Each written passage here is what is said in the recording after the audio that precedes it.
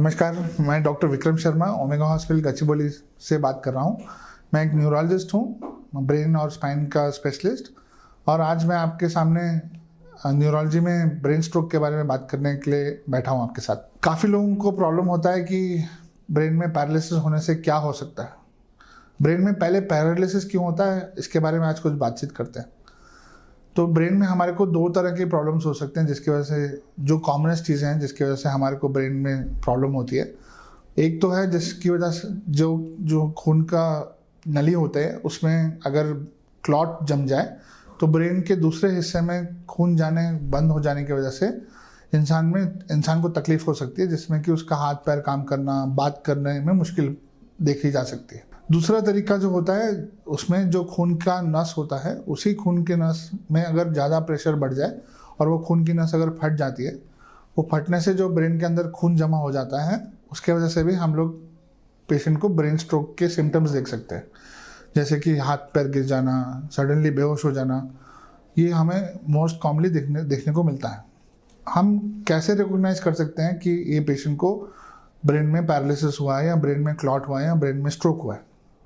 सबसे पहले तो अगर ब्रेन में प्रॉब्लम होती है तो पेशेंट को जो हम मामूली देखते हैं, उनको हाथ पैर की कमज़ोरी महसूस होने लग जाती है।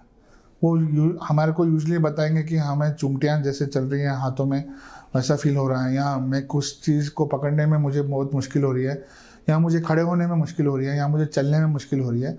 उसी तरह से मुझे हाथ उठाने में भी मुश्किल हो रही है। और कई लोग तो बात जब करते हैं उनको बात सुनाने में मुश्किल होने लग जाती है, जैसे कि कुछ शब्द होते हैं जो वो बात नहीं कर पाएंगे, कुछ शब्द हैं जो वो बोल नहीं पाएंगे।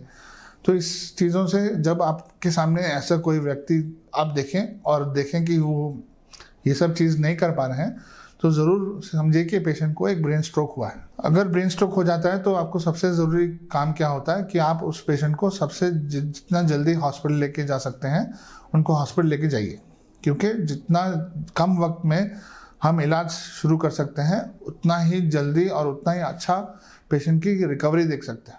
अगर आप टाइम ज़्यादा लगाएंगे पेशेंट को हॉस्पिटल लेके आने में, कभी कभी पेशेंट्स को क्लॉट ज़्यादा साइज हो जाने से पेशेंट की तबीयत ज़्यादा खराब हो सकती है।